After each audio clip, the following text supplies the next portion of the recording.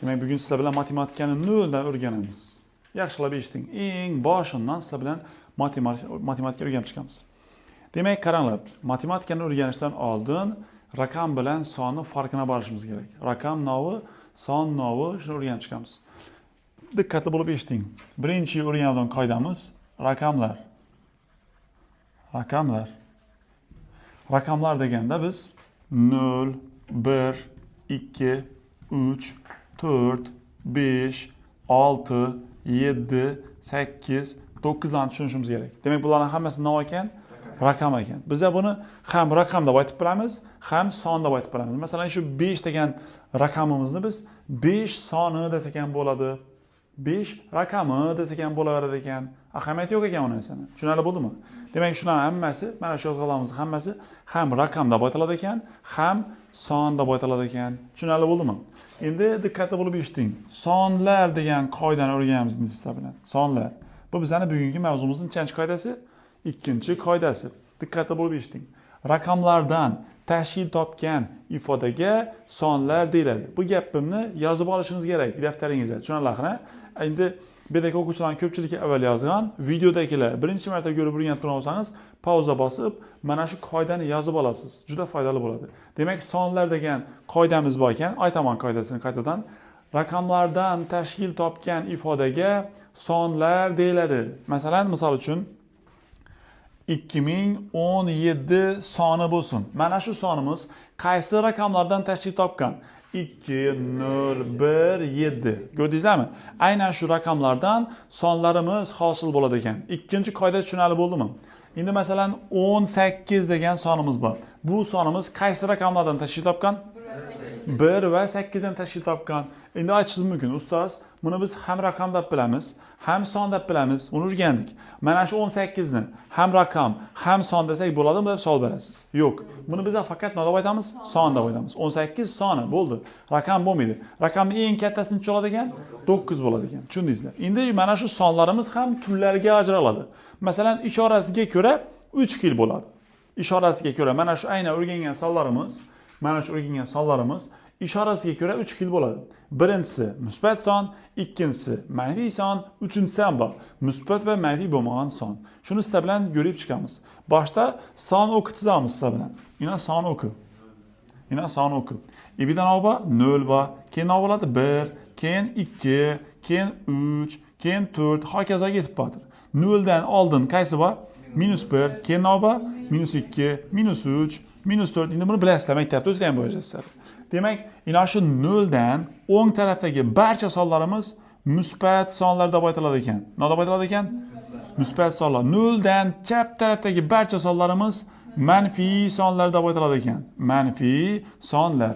Shu 0 ni o'zi bo'lsa, musbat ham, manfiy ham emas deb aytiladi ekan.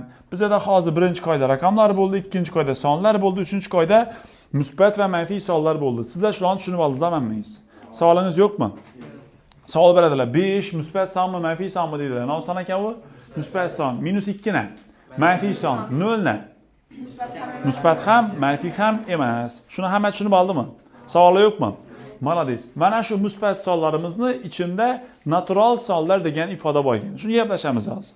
Ya'ni umumiy sonlarimizning ichida natural son degan bir bo'lakimiz bor. Gaplashamiz shuni. Demak, natural sonlar. Buni ham qoidasi bor. Video ko'rib o'tirganlar va mana shu yerda o'tirganlar agar shu qoida sizda yo'q bo'lsa, yozib olishingiz kerak. Qoidani diqqatli bo'lib eshiting, men aytaman. Demak, sanoqda ishlatiladigan sonlarga natural sonlar deyiladi. Tushunarli bo'ldimi? Eslatib o'tamiz.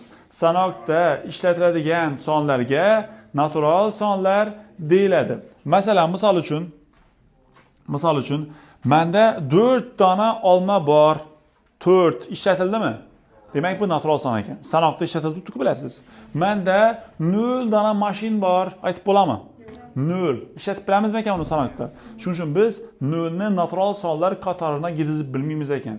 Demak, menda 1 dona uy bor. Ishlatib bo'lam birni? Ha, demak, natural sonlarimiz nechadan boshlanadi ekan? 1 dan boshlanadi ekan. Demak, eng kichik natural son 1 ekan. Keyin 2 ekan. Keyin 3 ekan. Keyin 4 ekan. Hokazo ketaveradi. Eng oxiri yo'q uni bilasiz. Cheksiz deb aytiladi eng kattasi.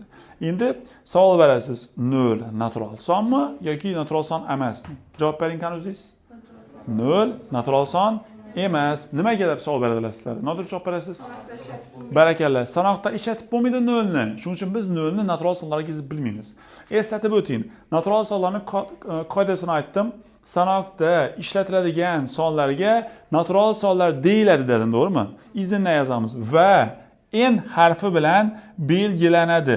Demak, natural sonlarning belgilanish tartibi bor ekan. No bilan belgilanadi ekan u, n bilan belgilanadi ekan. Bu musbat manfiy sonlarning belgilanadigan harflari yo'q. Raqamlarning, sonlarniki yo'q. Natural sonniki nima ekan? N ekan. Tushundingizlar? Endi sizlar bilan butun sonlarni gaplashib chiqamiz. Nima ekan? Butun sonlar. Keyingi qoidamiz shuni. Butun sonlar. Galashib oladi. O'zi butun degan narsa nima? Hayotiy holatda tushunib oladigan bo'lsak, butun nima? Masalan, mana shu daftarimiz yana butunligicha turibdi. Men hozir buni bir betini uzsam, butun bo'lib bilanmi? Ha? Bo'lib bilan? Bo'lib bilmaydi. Sizlar shu vaqtgacha masalan sonlarni ko'rgansiz. 6.8 ni ko'rgansiz, 7 ni ko'rgansiz, -3 ni ko'rgansiz. Masalan, maktab vaqtida o'qigansizlar, kurslarigina bo'lsam, to'g'rimi? Qani savol? Shulardan qaysi biri butun bo'ladi? Sizlar savol o'zi bir fikrlab ko'ring. 7 yoki -3. Ina bu 6.8 butun bo'lib biladimi? Ina shu bir dana betini uzilgan daftar deb o'ylanglar bu narsani siz 608 ni. Masalan 3/7 misol uchun 3/5 olsun ana 3/5 butun bo'lib biladimi? Yo'q, butun bo'lib bilmaydi ekan u. Tushunarli bo'ldimi gapim? Endi butun sonlarni qanday shaklda bo'lishini tushuntirib o'taman. Qaranglar. Ina son o'qi. Bunda 0, bunda 1, bunda 2, bunda 3. Hokazo yetib qoldi. Bunda -1, -2, bunda -3. Hokazo yetib qoldi. Bu yerdan minus chizdik pa, bu yerdan nima bor? Plus chizdik pa. Demak, son o'qida minus chizlikdan plus chizlikkacha bo'lgan sonlarning barchasiga butun sonlar deyiladi ekan. Lekin e'tibor bering, hammasiga ham emas. Mana shu tartibdagi sonlarning barchasiga. Masalan, 1 bilan 2 ning orasida 1,5 degan son bor misol uchun. 1,6 lar bor. Men yazdimmi shuni shura? Yo'q, chunki ular butuna girmaydi. Aynan mana shu tipdagilaringiz butun son bo'lib biladi ekan. Yetib bordimi? Qisqasi virguli bo'lsa butuna giradimi? Yo'q. Yetib bordimi gapim? Shunday masalan virgulli sonlarimiz bizda butun songa girmaydi. Shuning uchun biz bu yerda faqatgina virgulsiz sonlarni yozdigina ko'ryapsizlar. Masalan 0 bilan 1 ning o'rtasida 0,8 bor. Yazdimmi men shuni shura? Yo'q, chunki u butun songa girmaydi. Tushunib oldingizlar demak, qoidasini ichiga aytib o'taman. Minus chizikdan plus chizikgacha bo'lgan sonlarga butun sonlar deyiladi. Lekin mana shu tartibdagilarini shuni ma'nosini tushuning, buni qoidasini yozish shart emas. Buni tushunsangizlar bo'ldi o'zingiz. Kelishib oldikmi? Butun sonlarimiz qaysi harf bilan belgilanadi? Yozib qo'yamiz. Z harfi bilan belgilanadi ekan. Natural sonlar qaysi harf bilan belgilanadi? Butun sonlar qaysi harf bilan? Z bilan. Qiyinmi, osonmi? Qoidalar juda oson narsalar, tushunib boringlar. Endi keyingisi ratsional son. Nima ekanligini gaplashamiz. Nechanchi qoida bo'ladi endi bu bizda? 6-qoida bo'ladimi? Endi 6. Bu bo'lak narsa bilasiz. 6-qoida ratsional son. Ratsional sonlar.